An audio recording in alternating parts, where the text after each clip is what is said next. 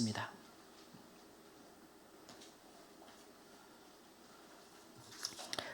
네, 구약성경 느헤미야입니다. 느헤미야 2장 1절에서 10절 말씀까지입니다. 느헤미야 2장 1절에서 10절 말씀까지 우리 교독하도록 하겠습니다. 제가 먼저 1절 말씀. 아닥사스다 왕 제20년에 니산월에 왕 앞에 포도주가 있기로 내가 그 포도주를 왕에게 드렸는데 이전에는 내가 왕 앞에서 수심이 없었더니 왕이 내게 이르시되 내가 병이 없거늘 어찌하여 얼굴이 수심이 있느냐 이는 필연 내 마음에 근심이 있음이로다 하더라. 그때 내가 크게 두려워하여 왕께 대답하되 왕은 만세수를 하옵소서. 내 조상들의 묘실이 있는 성읍이 이제까지 황폐하고 성문이 불탔사오니 내가 어찌 얼굴에 수심이 없사오리까 하니 왕이 내게 이르시되 그러면 내가 무엇을 원하느냐 하시기로 내가 곧 하늘의 하나님께 묵도하고 왕에게 아뢰되 왕이 만일 좋게 여기시고 종이 왕의 목전에서 은혜를 얻었사오면 나로 유다 땅 나의 조상들의 묘실이 있는 성읍에 보내어 그 성을 건축하게 하옵소서 하였는데 그때 왕후도 왕 곁에 앉아 있었더라.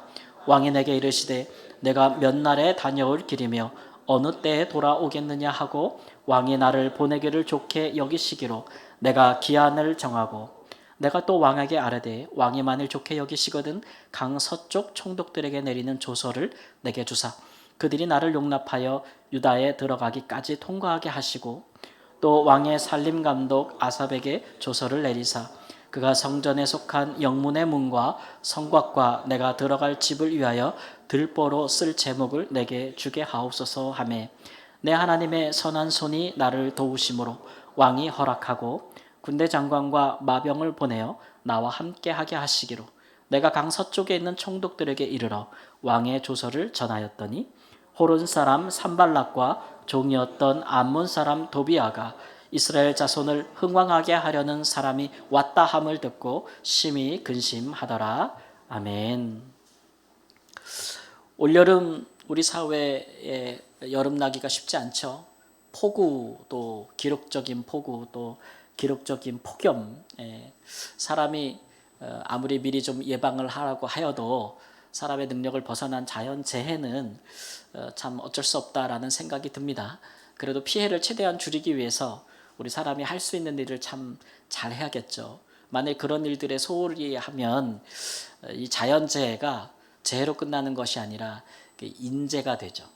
피해가 갈수록 더 커지게 되기 때문에 사실 우리나라 같은 경우에는 부지런히 잘 예방하고 수고하는 분들이 열심히 하면 많은 피해를 줄일 수 있는 여러 가지가 갖춰져 있다라고 생각이 됩니다. 국민들의 생명과 안전을 최전선에 지키는 많은 분들 너무 수고 많이 하시는데 가끔 보면은 아주 일부에서 이렇게 제대로 예방에 열심을 내지 않고 국민들을 생각하지 않고 이렇게 뒷북 대응하는 그런 일이 있어가지고 정말 넋놓고 있다가 큰 일이 나는 그런 일들도 적지 않습니다. 그래서 이렇게 뉴스에서도 인재다 이런 인적 재앙이다 이런 말을 많이 하는 것이겠죠. 왜 이런 일이 계속 반복될까라는 건데 좀 책임을 맡은 사람들이 흔히 이제 우리가 얘기하는 무사한 일 혹은 이제 복지부동 이런 문화가 널리 퍼져 있으면 어떤 일들에 대해서 자기가 적극적으로 하지 않고 굉장히 소극적으로 하고 또 자발적으로 능동적으로 하지 않고 그렇게 수동적으로 하기 때문에 그런 것들이 만연하게 되면은 우리 사회가 더 나아질 수는 없습니다. 이것은 신앙생활에 있어서도 마찬가지죠. 우리가 하나님을 경외하고 또 하나님의 사람으로 사는 일에 있어서도 우리가 굉장히 소극적으로 또 수동적으로 하고 또 뭔 일이 터진 다음에 뒷북 대응하고 이런 식으로 하게 되면은 우리 삶이 또는 우리가 원하는 하나님의 나라가 이게 제대로 더 이루어질 리가 없다. 이런 것들은 분명합니다. 그렇게 되면 이제 우리의 믿음도 굉장히 좀 무기력해지고 내가 믿어서 뭐 하나 이런 생각도 들고 또 우리의 삶에 많은 재난에 가까운 일들이 더 커지겠죠. 이런 모습을 경계하기 위해서 예수님의 친동생이었던 야고보 사도는 야고보서 2장 26절 말씀에 이런 말씀했습니다. 함께 읽어보면 읽습니다. 영혼 없는 몸이 죽은 것 같이 행함이 없는 믿음은 죽은 것이니라. 우리가 하나님을 믿는다고 하면, 우리 예수님을 주님으로 우리가 믿는다고 하면 그 믿음에 합당한 적극적인 뭐가 있어야 된다는 거예요? 행동이 있어야 된다. 행함.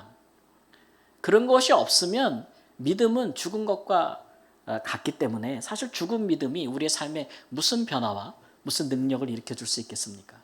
그러니까 이런 면에서 행함이 굉장히 중요하다라고 강조하는 말씀이라고 할 수 있죠. 오늘 본문에 나오는 느헤미야라고 하는 분은 이런 면에서 우리에게 굉장히 귀감이 되는 분이라고 할 수가 있습니다. 그는 유다 사람이죠. 그런데 유다가 남유다라는 나라가 망한 지 벌써 140년이 지나고 그의 조상들이 포로로 잡혀와서 바벨론으로, 그 바벨론 나라가 또 망하고 그 후에 페르시아 나라라는 나라가 설 때까지 이미 140년이 지났습니다. 그 이후에 페르시아에서 출생해서 거기서 자란 이주민의 포로로 잡혀온 유다 사람 자손의 140년 정도니까 몇 세대 후라고 볼 수 있을까요? 3세대 정도? 혹은 많이 보면, 옛날에 평균 수명이 좀 짧다고 보니까 많이 보면 한 4세대 정도의 사람이라고 할 수 있는데, 이 사람이 3세대 4세대 만에 이주한 지 거기서 최고위직에 올랐다는 거예요. 성공한 인생입니까? 아닙니까? 대단히 성공한 인생이라고 할 수가 있죠. 어떻게 이 사람이 이렇게까지 성공할 수 있었는가를 보니까 1장을 우리가 읽진 않았지만 그 배경을 보니까 이 사람은 자기가 페르시아에서 나고 자랐지만 자기가 하나님의 언약 백성, 유다인이라는 것은 그 정체성을 잃어버리지 않았다고 나와요. 정체성을 분명히 자기가 누구인지, 우리로 말하면 우리가 그리스도인인 것처럼 그 분명한 정체성을 갖고 있었고, 중요한 일이 있을 때마다 그 사람은 기도에 훈련이 돼 있던 사람이에요. 이 사람은 1장에서도 보면은 그래서 중요한 소식을 들었을 때 뭐 하냐면 수일 동안 금식 기도를 합니다. 금식 기도 아무나 하는 거 아니잖아요, 그죠? 이 훈련이 돼 있는 사람이에요. 그리고 이 사람은 자기의 개인적인 성공이 인생의 목적이 아니라는 것을 갖고 있었던 것 같아요. 그래서 나는 성공했지만 하나님의 나라나 하나님의 백성들이 고통받고 있다면 내가 뭔가를 해야 되지 않겠는가라는 그런 사명감 같은 거, 부르심 같은, 소명 같은 의식을 분명히 갖고 있던 사람인 것 같아요. 근데 그의 부모님들은 그렇게 유명한 분으로 나와 있진 않아요. 그냥 느헤미야 1장 1절에 보면 그 아버지 이름만 잠깐 하가랴라고 언급이 되어 있는데, 아무래도 이주민으로서 그 부모님이, 아버지가 이 느헤미야를 잘 신학으로 양육한 것이 아닌가라는 생각이 들어요. 정말 이런 사람은 하나님 나라의 큰 제목이죠. 근데 이 사람이, 이런 사람 하나가 있으면, 그런 사람이 우리 사회에 있거나 혹은 이런 사람이 우리 교계에 있거나 어디에 있든지 이런 사람 하나가 있으면 그 사람이 속한 공동체가 살아납니다. 그렇지 않습니까? 그 사회가 살아나고 나라가 살아나고 교회가 살아나고 가족이 살아나는 거예요. 이만큼 한 사람이 굉장히 중요하다는 생각을 하게 되는데, 야, 우리도 좀 그와 같은 삶의 역할을 해야겠다라는 생각도 들고, 또 한편으로는 우리가 이렇게 느헤미야 같은 사람을, 인재들을 양성할 수 있으면 좋겠다, 양육할 수 있으면 좋겠다, 우리 공동체가 이런 사람을 키워내야 되지 않겠는가, 우리의 가족에서, 가정에서, 우리 교회에서 좀 이런 사람을 키워내지 않겠는가, 우리 사회에서 말이죠. 그런 생각이 듭니다. 그래서 오늘 우리는 이 느헤미야가 그가 무엇을 원했고 기도했고 또 무슨 일을 했는가를 좀 상세하게 살펴보도록 하겠습니다. 그래서 느헤미야처럼 하나님 앞에 뭔가를 자발적으로 헌신하는 사람, 자발적으로 헌신하는 사람을 통해서 하나님이 어디까지 무슨 일을 할 수 있는지를 우리가 한번 깨닫고, 그런 일들에 우리도 동참하는, 기쁘게 동참하는 은혜가 있기를 우리 주 예수님의 이름으로 축원합니다. 첫 번째로 느헤미야가 자발적으로 구한 것은 무엇입니까? 본론 우리가 요지를 한번 읽어보겠습니다. 느헤미야는 무엇을 구하였습니까? 느헤미야는 유다의 총독이 되기를 구하였습니다. 느헤미야는 망해버린, 자기의 오래전에 망해버린 자기 나라, 140년 전에 망해버린 그 나라의 총독으로 가기를 구하였다라고 하고 있습니다. 지금은 그의 직위가 뭡니까? 우리가 읽은 본문에 보니까 페르시아 황제 왕의 술관원이다라고 했습니다.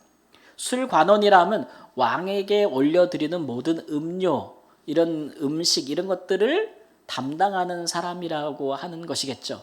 그래서 우리가 생각하기를 셰프인가? 그렇게 생각할 수도 있는데, 근데 우리가 성경뿐만 아니라 고대 사료를 보면은 이 사람은 오늘날 우리로 말하면 참모 혹은 수석에 가까운, 왜냐하면 예전에는 이 황제나 왕에 대한 암살 시도가 엄청 많았기 때문에 왕이 자기가 먹고 마신 일을 아무에게나 맡기지 않았습니다. 그래서 굉장히 자기가 신뢰하는 사람, 개인적으로 굉장히 신뢰할 만한 사람에게 이런 일들을 맡겼고, 또 그 사람과 많은 일들을 논의하기도 했고, 또 자기의 경호도 맡겼다고 해요.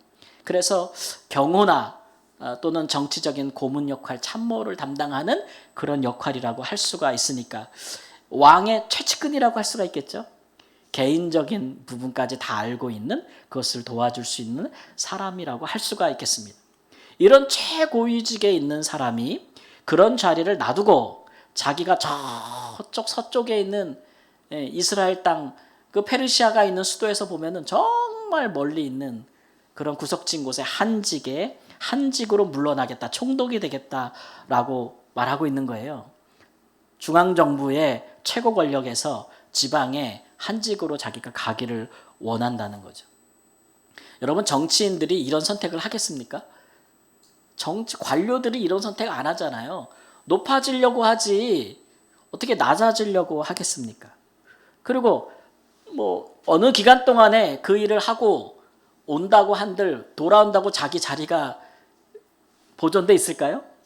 그렇다는 보장도 없으니까 보통 이 느헤미야가 하는 이런 선택과 이런 간구, 왕에게 청하는 것이나 하나님께 그렇게 해달라고 금식기도 하는 것이나 이런 것들은 보통 사람의 할 생각으로 할 것은 아니다라는 생각이 들죠.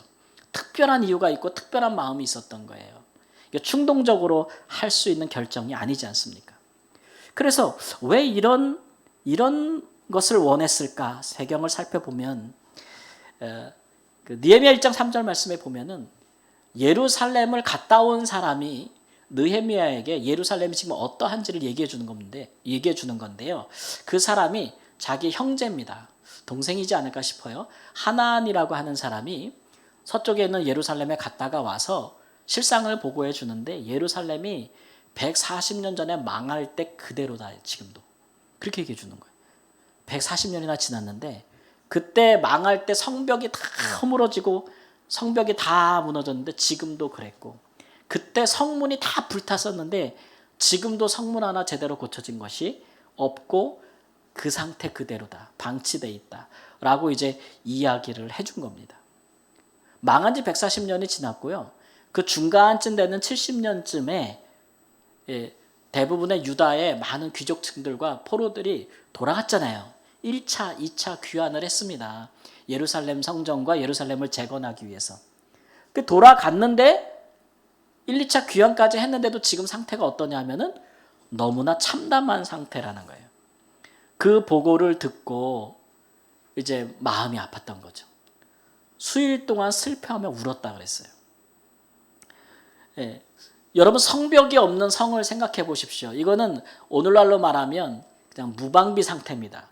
누가 쳐들어와도 방어할 수 없는 그런 상황 아닙니까? 안보나 보안, 지켜내기 위한 사회적인 치안이라든지 혹은 군대의 어떤 조성, 이런 게 하나도, 이런 체계가 하나도 없다는 얘기예요. 그런 얘기가 되겠고, 예루살렘 성 안에 사람들이 살지 않는다는 거예요. 보통 성 안에 막 살지 않습니까? 안 사는 이유가 뭘까요? 예루살렘 안에는 사람이 살 수 없는 상황이라는 거예요. 그러니까 돌아갔던 사람도 예루살렘 성읍 안에는 안 살고 있는 거니까 거주 여건이 없는 거죠. 집도 그렇고 사람들이 모여 살 수 있는 여러 가지 도시의 정비가 하나도 없는 거예요. 그래서 이 보고를 받고 느헤미야가 슬퍼하며 금식하다가 이제 하나님 앞에 기도하게 된 거죠.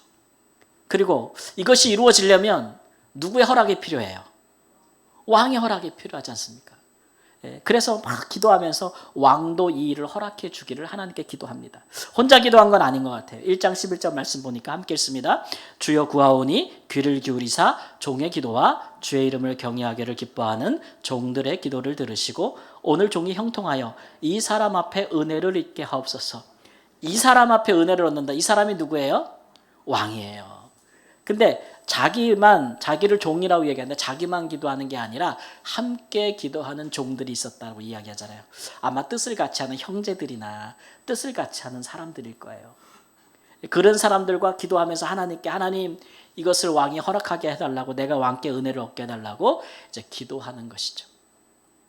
그리고 나서 왕 앞에서 일을 수행하다가 왕이 얼굴 보니까 굉장히 수심이 있는 것 같아서 무슨 근심이 있느냐라고 물어봤더니 자기의 기도한 바를 얘기했고 왕이 허락해 줬다는 겁니다.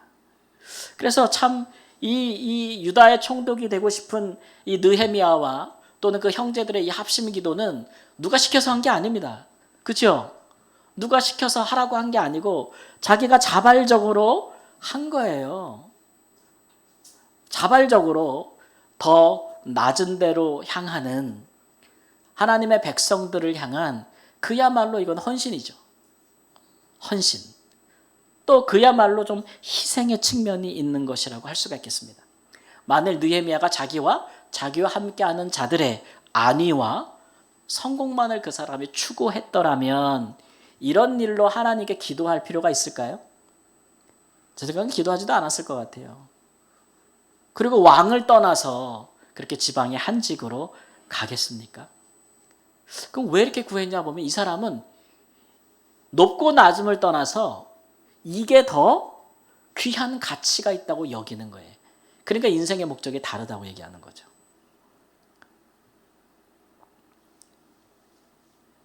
(1장 10절) 말씀을 보니까 이들은 주께서 일찍이 큰 권능과 강한 손으로 구속하신 주의 종들이요 주의 백성이니이다 이런 말을 해요. 그러니까 지금 예루살렘에 가서 비참하게 흩어져 살고 있는 그 이스라엘 백성들, 나라가 망할 때 거기에 남아있던 사람들, 혹은 포로로 잡혀갔다가 나중에 그 나라를 다시 세우고자 돌아갔던 사람들도 여전히 비참하게 살고 있는데 그 사람들이 누구라고요? 누구의 백성? 주의 백성. 따라해보세요. 주의 백성. 그냥 사람들이 아니고 하나님이 택하셨던 하나님의 백성들이고 하나님이 언약을 맺으셨던 언약의 백성이라는 거예요. 그때는 우리가 하나님께 너무 범죄하고 불순종하고 하나님을 모르는 다른 민족들보다도 더 부패하고 타락을 해서 하나님이 우리에게 벌을 주셔가지고 우리가 망하고 다 포로로 잡혀갔지만 근데 하나님의 언약의 말씀에 모세에게 주신 말씀에 우리가 망하고 잡혀가서 포로가 됐어도 거기서 하나님 앞에 회개하고 다시 하나님의 언약을 기억하고 말씀을 지키면 우리 회복시켜 주신다고 약속했잖아요. 이런 내용을 기억하고 있는 겁니다. 느헤미야가. 실제로요. 유다가 다 망하고 나서 바벨론으로 잡혀가고 이방 땅에 흩어져 살면서요. 그 사람들이 거기서 또 하나님의 계명을 잘 지켰습니다. 하나님의 혼나고 나서 징계를 받고 나서 이방 땅에 살면서 그들이 거기서 하나님의 율법, 그 율법을 다시 배우고 학교를 만들었어요. 학교 겸 교회처럼 만든 것이 바로 회당입니다. 유대인 남자 10몇 명 되면 회당을 만들어서 거기서 율법을 배우고 암송하고 가르치고 이대로 살아야 된다라는 운동을 벌이기 시작했거든요. 그러니까 벌써 유다를 떠난 지 4세대가 됐어도 느헤미야 같은 사람이 기억하고 배운 거 알고 있는 바대로 하나님께 기도하는 근거가 되는 거죠.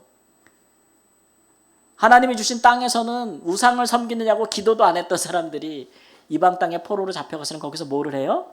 금식 기도를 하고 그들이 지키지 않았던 규례들을 이방 땅에서 지키기 시작했어요.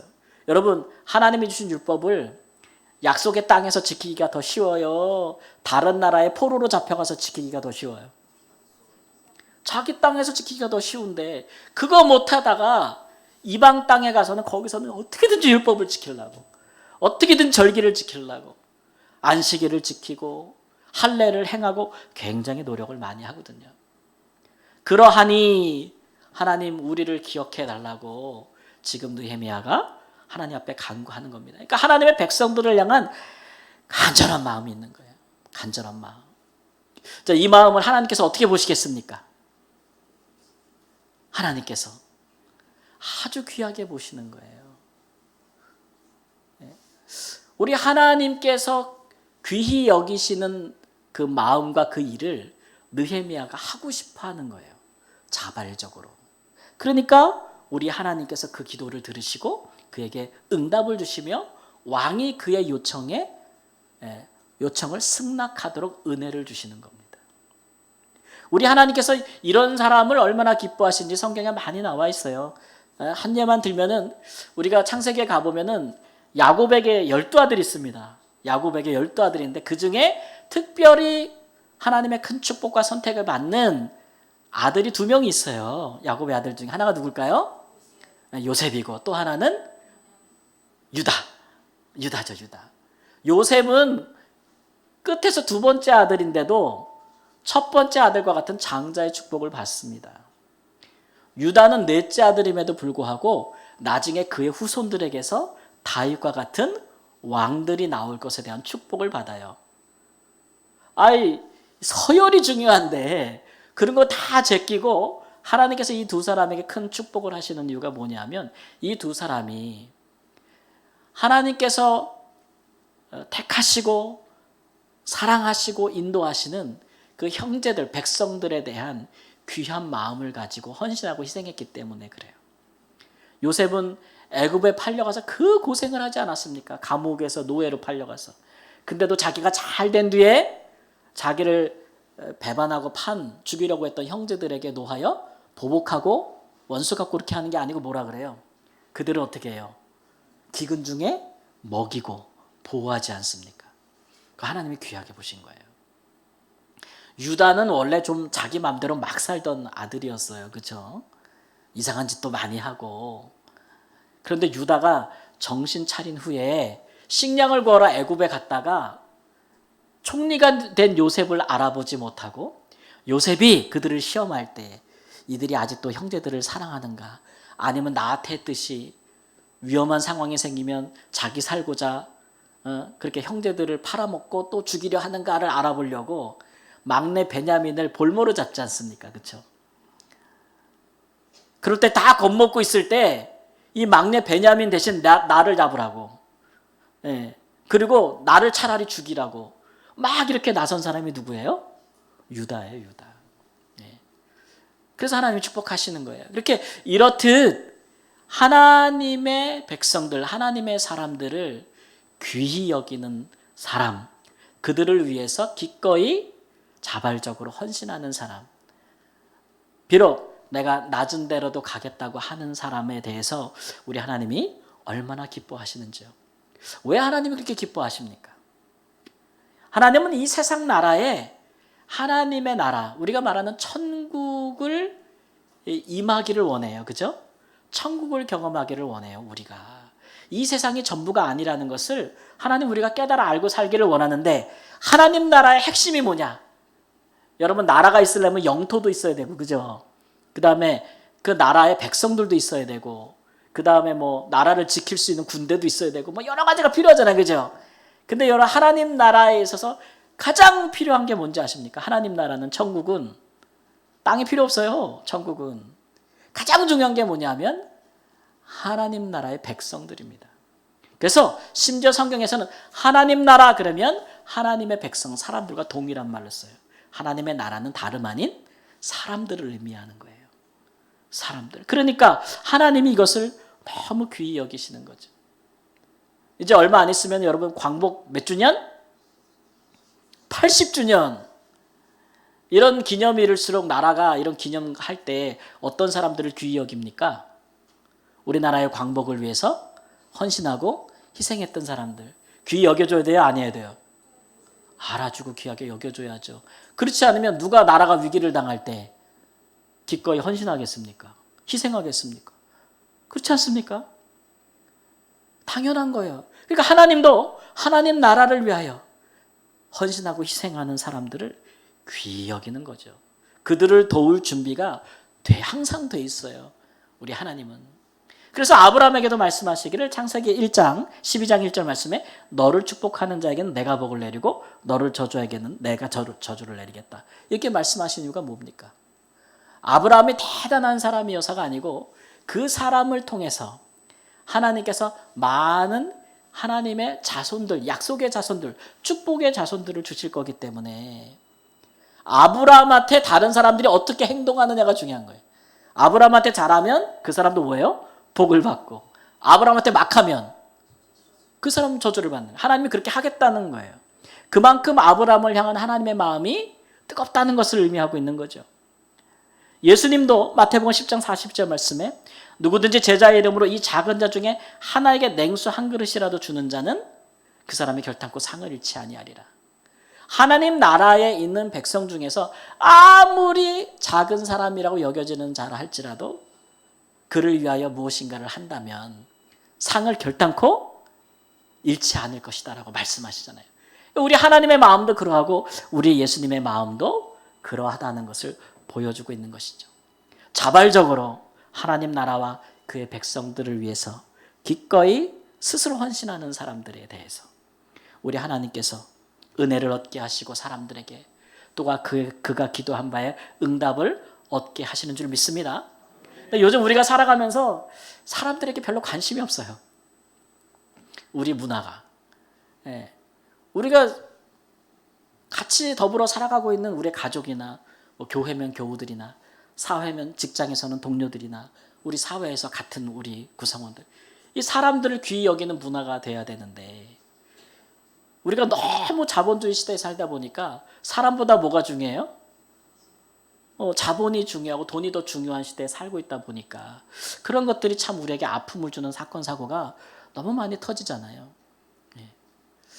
요즘은 사람들이 사람들 만나는 게 싫어가지고 AI랑 산대요. 집에서도 가족들과 사는 건 귀찮아. 엄마 아빠 귀찮아. 형제들도 귀찮아. 집에서 누구랑 대화해요? AI 틀어놓고 야 나 오늘 어땠는데 너 어떻게 생각하니? 걔가 대답하고 서로 대화하고 이렇게 외로움을 달래고 산다는 거예요. 그래서 요즘 유행하는 게임이 있습니다, 여러분. 그게 뭐냐면 폰 스택 게임이라고 해가지고 이런 거를 좀 이게 너무 심하다 우리가. 사람들이 고립되고 고독하게 살면서 너무 이런 기술에 의지하고 진짜 사람들에게는 소원하고 서로 외면하는 이런 현실들을 빗대서 게임을 하는데 사람들이 모이면요 휴대폰을 다 가운데 이렇게 쌓아둔대요. 그리고서는 누구든지 먼저 그 휴대폰을 가져서 전화를 받거나 확인하는 사람이 밥값을 다 내는 거예요. 아니면 벌칙을 받는 거예요. 그걸 폰 스택 게임이라고 그러는데요. 유행하는 거래요. 그러면 사람들이 모여가지고 서로 다 뭐해요 요새. 모이면 서로 얼굴 쳐다보면서 아이고 그러고 살았니? 아이고 저러고 살았니? 어째니? 아이고 어떡하냐? 막 이렇게 해요? 전부 뭐예요? 핸드폰만 보고 있어. 같이 앉아 있을 뿐. 있어도 외로운 거예요. 그런 거는. 그러니까 그런 게임을 통해서 사람들이 모일 때 우리 이런 거 하지 말자. 서로 누군가 눈을 마주치고 서로의 이야기를 들어주고 서로에게 힘이 되어주고 서로를 좀 해주자. 우리 방주 모임할 때 각기 핸드폰 보시는 분 없죠? 그래서 그런 모임들이 더 중요해지는 겁니다. 우리가 살아가면서 내가 나한테 별일 없으면 다 무관심해. 내일이 아니면 아예 생각조차 하지 않아. 그런 시대에 우리가 부응하지 말고 그런 거 본받지 말고 좀 우리의 가족들과 또 우리의 교우들, 성도들끼리 또 우리가 함께 일하는 사람들, 우리 사회에서 우연히 마주치는 자라도 우리의 도움이 필요한 사람이 있다면 관심을 가져주고 그런 마음들이 있어야 되지 않겠어요? 그런 문화가 있어야 우리가 좀 살아갈 만한 세상이 되지 않겠습니까? 하나님 나라, 특별히 우리가 모든 사람에게 잘해야 되겠지만 성경에서도 믿는 사람들에게 잘하라고 해야 하네요. 잘하라고 하죠. 우리가 이웃에게도 잘해야 되지만 우리 가족에게도 잘해야 되잖아요. 그래서 그런 마음들을 하나님께서 귀히 여기신다는 거죠. 우리를 그리스도인이라고 우리가 부르는데 그리스도의 사람이란 말 아닙니까? 그러면 예수 그리스도가 어떻게 하셨습니까? 그의 백성을 위하여 성육신 낮은 대로 임하셨지 않습니까? 낮은 대로. 우리에게도 좀 그런 헌신이 필요한 것이죠. 헌신이 필요한 것. 그런 것들을 하나님께서 기뻐하셔서 하나님께서 사람에게 은혜도 얻게 하시고 또 우리가 기도한 바에 응답도 하시는 줄을 믿습니다. 아멘. 자, 두 번째로 그럼 느헤미야가 자발적으로 구한 것은 그러하고 행한 것은 무엇입니까? 우리 요지 두 번째 읽겠습니다. 시작. 느헤미야는 예루살렘 재건을 실행하였습니다. 예루살렘이라고 하는 큰 도시를 그 불타버리고 무너진 도시를 다시 세운다는 거예요. 여러분께 쉬운 일이겠습니까? 네. 막대한 재정이 들어가고 막대한 인력이 들어가는 것이고 오늘 말씀에도 보니까 굉장히 많은 정치적인 이해관계가 걸려 있다는 것을 난제들이 있다는 것을 알 수가 있어요. 왜냐하면 예루살렘을 다시 세운다는 것은 무슨 의미가 있냐면은 그 주변 사람들이 보기에는 이스라엘이 다시 국가가 다시 세워진다라는 그런 불길한 예감이 있는 거예요. 옛적에 바벨론이 침공했을 때 마지막까지 버티며 저항한 게 어느 나라예요? 남유다거든요. 근데 다시 성이 재건되고 다시 튼튼해지기 시작하고 거기 다시 사람들이 모여들기 시작하면 그런 일이 또 일어나지 않을까. 그리고 이미 주변 땅에는 다른 나라에서 온 많은 사람들이 이미 살고 있어요.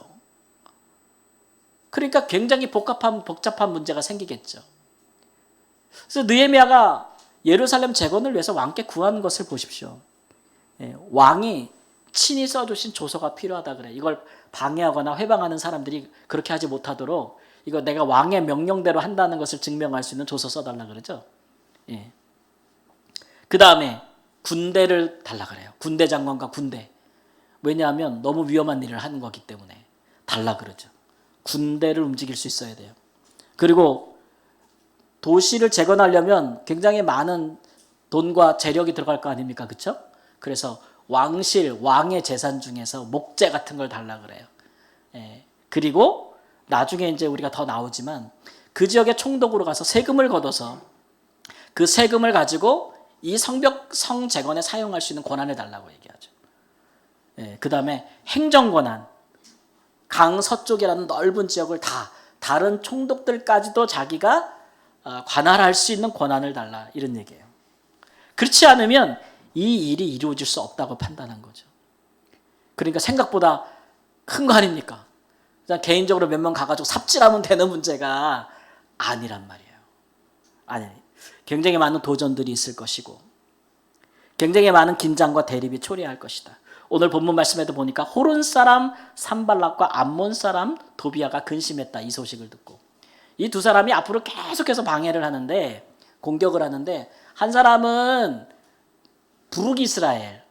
북이스라엘의 총독이고 한 사람은 암몬이라고는 서쪽에 있는 곳의 총독입니다. 페르시아에 임명받은 사람들이죠. 이 사람들 다 다른 지역에 살다가 북이스라엘이 망하니까 그쪽으로 이렇게 이주해 온 사람들이에요. 자리 잡고 이미 살고 있는 사람들이거든요. 그러니까 그런 사람들과 얼마나 갈등이 폭발했다는 것을 알 수 있어요. 나중에 성벽 재건하고 성문 세울 때 진짜 장난 아니었어요. 막 서로 죽이려고 군대가 쳐들어오려고 그래가지고 두 손으로 일을 못해가지고 한 손에는 창을 들고 한 손으로 벽돌 쌓고 막 이렇게 대단한 긴장과 군사적인 충돌이 있었고요. 이 느헤미야 총독을 암살하려고 하는 시도가 여러 번 있었습니다. 몰래 불러내가지고 죽이려고 하는 시도가 있었고 또 유다의 귀족들 중에서 또 이미 다른 사람들과 이렇게 스파이, 간첩들도 많아서요. 내부 정보를 빼내주는 사람들 때문에 굉장히 많이 힘들었고요. 또 페르시아 왕에게 거짓 보고를 막 해서 정치적으로 모함하려고 하는 그런 시도들도 굉장히 많았습니다. 쉴 새 없는 도전들이 있었어요. 근데 느헤미야가 돌아와서 그 형제들과 남아있는 유다 사람들을 모아가지고 며칠 만에 여러분 예루살렘 성벽을 다 재건했는지 아십니까? 막 무너지고 불탄 거를 52일 만에 아주 신속하게 밤낮을 가리지 않고 불철주야 성벽을 재건합니다. 근데 이거는 오히려 쉬운 일이에요. 더 어려운 일은 맞죠. 성벽 안에 있는 도시를 재건하는 게 사람이 살 수 있도록 만드는 게 보통 일이 아니었어요. 성벽은 52일 만에 세우는데 예루살렘을 재건하는 것은 12년이 걸렸습니다. 몇 년이요? 12년.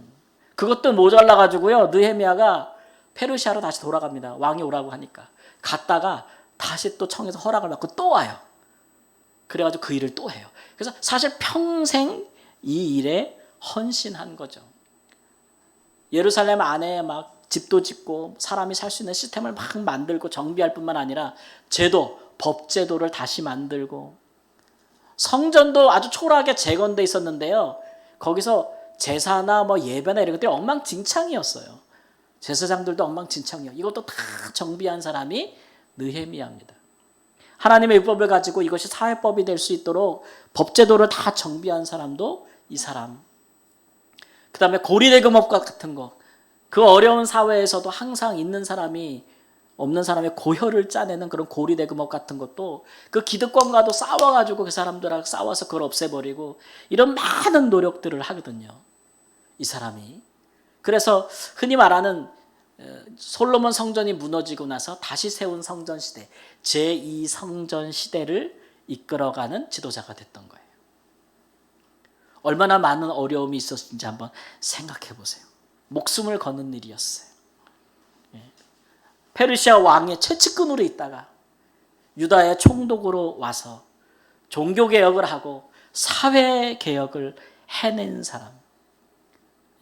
이 모든 놀라운 일이 어디로부터 시작됐습니까? 하나님의 백성들에 대한 마음과 또 하나님을 향한 금식 기도로부터 이 한 사람의 자발적인 헌신에서부터 시작한 겁니다. 여러분 시작할 때는요 그거 아무것도 아닌 것 같아요. 어느 한 사람이 하나님의 마음을 자신 마음에 품고 하나님 나 이런 일을 이루고 싶어요 라고 막 금식해서 기도할 때는 그게 뭐 되겠어요? 한 사람이 그런 마음 품고 하는 게 아무것도 아닌 것 같아요. 마치 흔히 말하는 무슨 나비의 작은 날갯짓 같을 수 있어요. 그러나 하나님이 그 기도를 듣고 하나님이 은혜를 얻게 하고 응답을 주고 나서 그 일을 진행하고 나면 나중에 그 일은 큰 폭풍 같은 그 비바람을 불게 하는 큰 놀라운 효과가 있지 않습니까? 흔히 뭐 기상학자들이 이런 것을 나비 효과라고 얘기하잖아요. 저 동쪽에서 나비 하나가 이렇게 날개짓을 하는데 저 서쪽에서는 그게 뭐가 돼요? 큰 태풍이 될 수 있다 이런 말을 하거든요. 그런 역사가 있지 않습니까? 이런 것들을 우리가 생각해 본다면 우리 하나님이 이런 것들을 얼마나 원하고 있는지를 우리에게 알려주시는 거죠. 이런 많은 도전들 속에서 느헤미야가 포기하고 싶을 때도 너무 많았고 중단하고 싶을 때도 많고 그만두고 돌아가고 싶을 때도 굉장히 많았을 텐데 마침내 해낸 그 원동력이 어디 있을까? 그런 거죠. 느헤미야가 정말 그만두고 힘들고 싶을 때마다 하나님께 기도한 것들이 느헤미야 전반에 몇 번의 기록이 되어 있습니다. 그걸 다 모아서 그가 무슨 기도를 했는지 공통점을 딱 찾아보면 하나예요.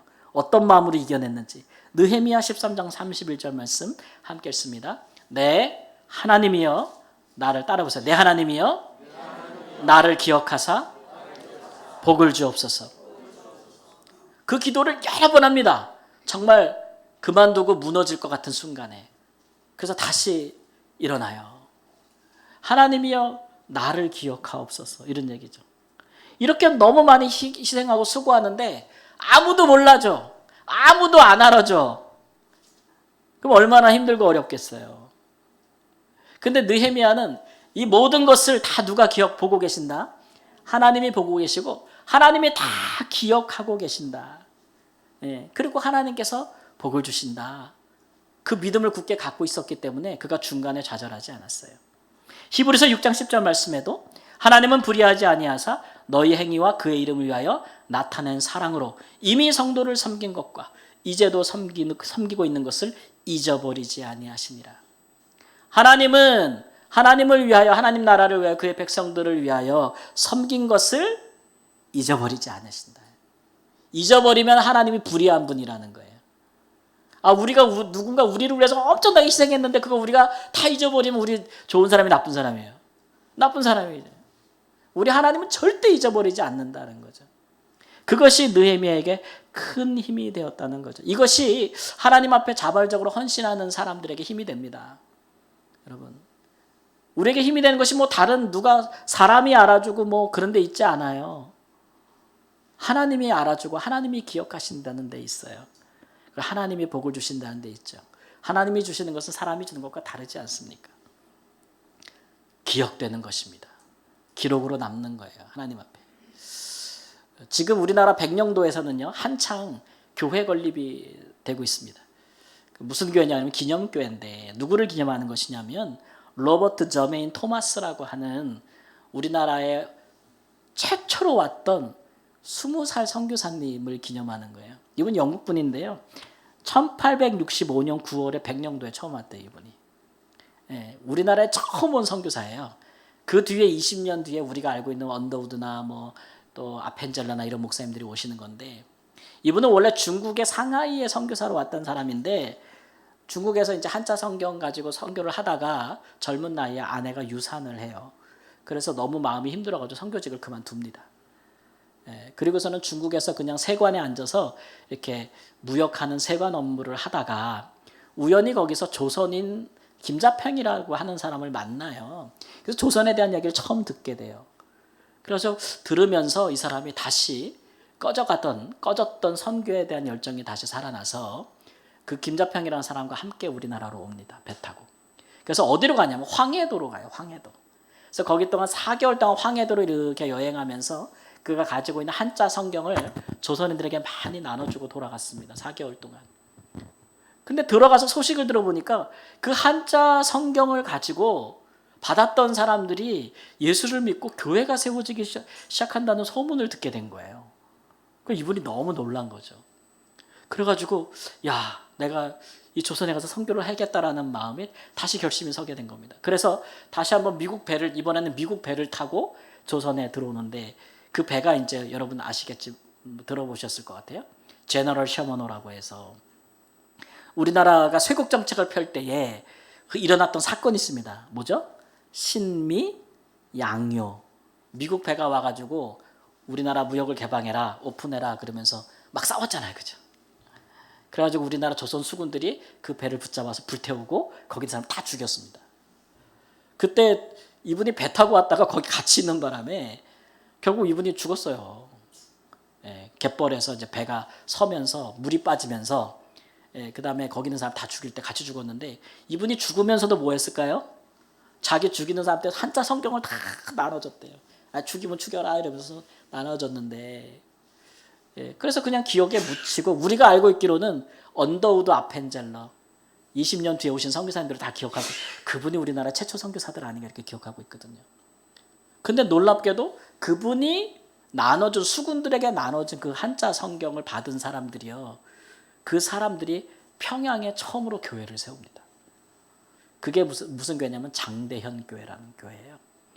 장대현 교회는 우리 한국 교회사에 평양 대분 운동이 일어날 때 시발점이 됐던 교회입니다. 시발점이 됐던 교회. 대단하죠. 그래서 정말 아무도 기억하지 않는 이 젊은 사람의 생애가 그냥 다 잊혀질 것 같았는데, 지금도 우리 선교 역사의 한국 교회사에 제일 첫머리에 첫 장에 기록되어 있는 사람이 됐고, 그것도 지금 한국 교회가 기억하고 있는 거예요. 그래서 지금 백년도에 그분의 선교를 기리는 160주년 기념교회가 한창 세워지고 있다고 합니다. 우리 총회의 노력으로. 이거는 이제 기억에 대한 대표적인 예라고 할 수가 있겠어요.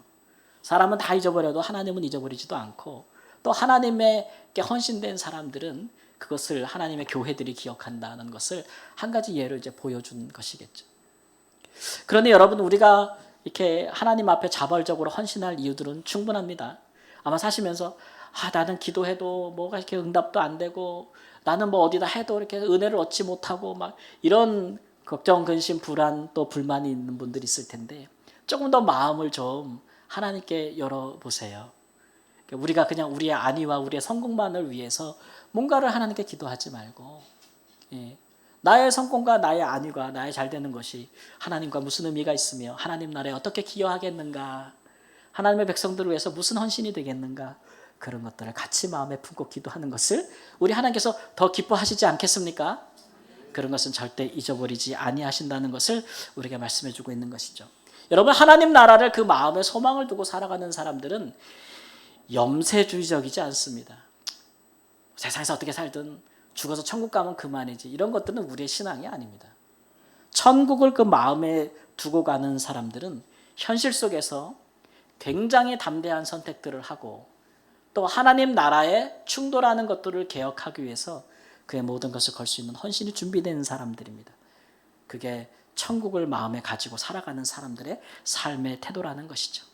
그 모든 것들을 하나님께서 영원전부터 영원까지 기억하시기에 우리도 예수님처럼 더 낮은 곳을 향할 수 있고 이로 인한 큰 도전에도 기꺼이 응전할 수 있는 삶을 사실 수 있기를 우리 주 예수님의 이름으로 축원합니다. 아멘. 우리 함께 합시다.